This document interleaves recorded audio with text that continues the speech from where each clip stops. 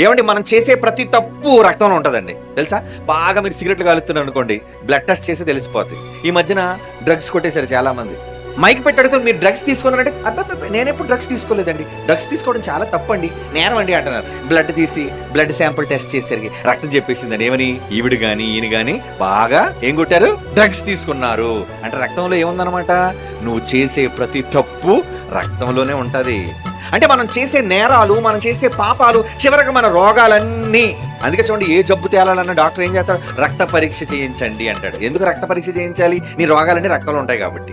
అంటే మనం చేసిన తప్పులన్నీ మన రోగానికి మన రక్తంలోనికి వచ్చేస్తే రక్తాన్ని పరిశుద్ధపరిచేది ఏది? అప్పుడు యేసుప్రభు డోనర్ గా వచ్చాడటండి. అందరూ చచ్చిపోయాం, శవాలుగా ఉన్నాం, గుండు కొట్టుకుంటుంది, రక్తం ఎక్కించాలి అర్జెంటుగా, పాపులుగా చచ్చిపోయాం మనం అంతా. అప్పుడు యేసుప్రభు వచ్చి అందరికీ బ్లడ్ డొనేట్ చేశారటండి. రక్తదాత. యేసుప్రభు ఎవరు? రక్తదాత, ప్రదాత.